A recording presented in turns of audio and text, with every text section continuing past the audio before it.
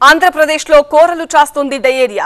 మొన్నటి వరకు జగ్గయ్యపేట, తూర్పు గోదావరి, కాకినాడ, పల్నాడు జిల్లాల్లో విజృంభించగా తాజాగా తిరుపతిలో డయేరియా కలకలం రేపుతోంది.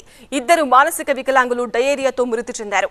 పద్మావతిపురంలోని పాస్ మనోవికాస్ కేంద్రంలో పలువురు అస్వస్థతకు గురయ్యారు. వాంతులు విరాచనాలు అవుతుండటంతో వెంటనే వారిని తిరుపతి రుయా హాస్పిటల్కు తరలించారు.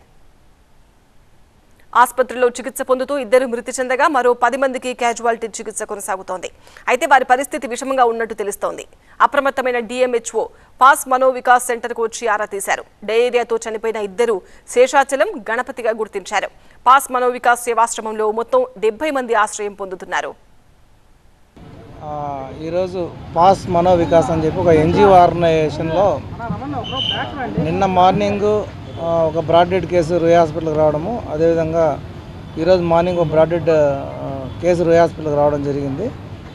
ఆ తర్వాత రుయా హాస్పిటల్ RMO గారు నాకు ఫోన్ చేసి చెప్పడం జరిగింది బై 10 o'clock ఈ విధంగా ఒక కేసు డెత్ అయింది డ్యూ టు డయేరియా అని చెప్పడం జరిగింది.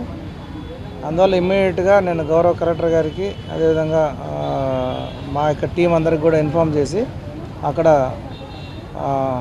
సెంటర్ దగ్గర మెడికల్ క్యాంప్ పెట్టడం జరిగింది.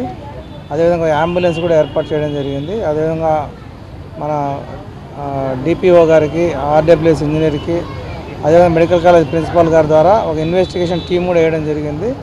ఆ ఇన్వెస్టిగేషన్ టీంలో SPM professor, microbiology, medicine, surgery, paediatric department అందరినీ కూడా ఒక టీమ్గా పంపించి ఎందువల్ల ఈ విధంగా జరిగిందని చెప్పి బ్రాడ్డెడ్ కేసులు వచ్చాయని చెప్పి ఇన్వెస్టిగేషన్ జరిగింది.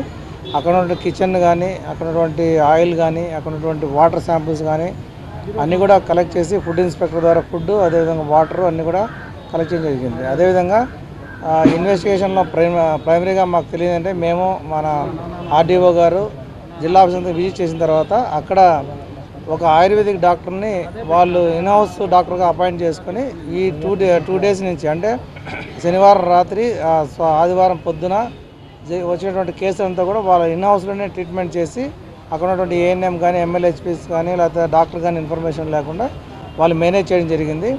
ఎప్పుడైతే రుయా హాస్పిటల్కి ఒక బ్రాడ్డెడ్ కేసు వచ్చిందో అప్పుడు మాకు వచ్చిన ఇన్ఫర్మేషన్ బేస్ చేసుకొని ఇమ్మీడియట్గా అక్కడికి వెళ్ళి విజిట్ చేసి ఇక క్యాంప్ పెట్టడం జరిగింది.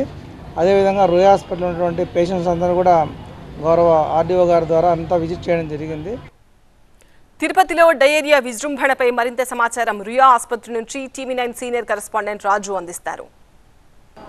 తిరుపతిలో డయేరియా కలకలం రేపుతోంది. ఇప్పటికే తిరుపతి రుయా ఆసుపత్రిలో 2 మృతి చెందితే మరో 11 మంది వరకు కూడా తిరుపతి రుయా ఆసుపత్రిలో ఎమర్జెన్సీ వాళ్ళు చికిత్స పొందుతున్న పరిస్థితి. పద్మావతిపురంలోని పాస్ మనోవికాస్ మానసిక వికలాంగ కేంద్రంలో ఈ ఘటన జరిగింది. అయితే ఇక్కడికి ఆసుపత్రికి వచ్చేలోపు ఒకరు చనిపోయారు, మరొకరు చికిత్స పొందుతూ మృతి చెందినట్టుగా తెలుస్తోంది.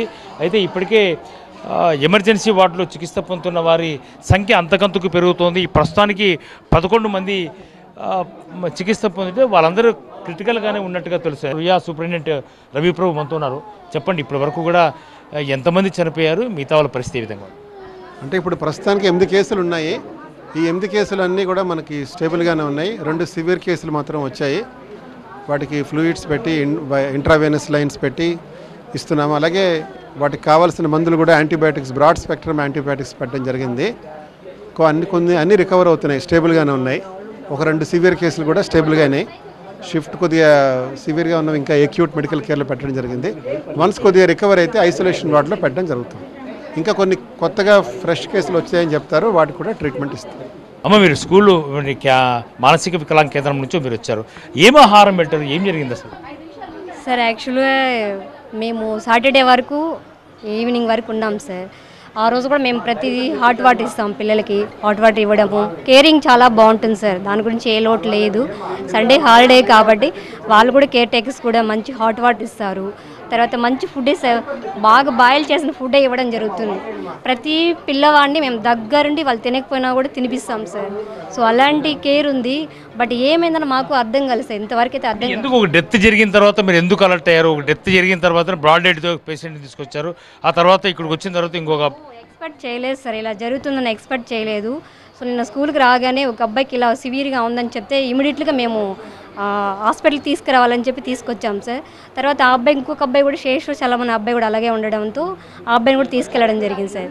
తీసుకెళ్ళాం. ఇక్కడ ట్రీట్మెంట్ జరుగుతున్నట్టు మార్నింగ్ టైంలోనే ఇక్కడ ట్రీట్మెంట్ జరుగుతున్న సందర్భంలోనే అలా జరిగిందని సార్. అది చాలా మాకు కూడా అర్థం కాని పరిస్థితిగా ఉంది సార్. ఏం జరిగిందని ఇంకా మేము ఊహించుకోలేకపోతున్నాం సార్. ప్రస్తుతం తిరుపతి రుయా ఆసుపత్రిలో మానసిక వికలాంగులుగా ఎవరైతే డయేరియాతో బాధపడుతూ వస్తున్న వారి సంఖ్య మాత్రము అంతకంతకు పెరుగుతుండడంతో ఆందోళన అయితే నెలకొన్న పరిస్థితి.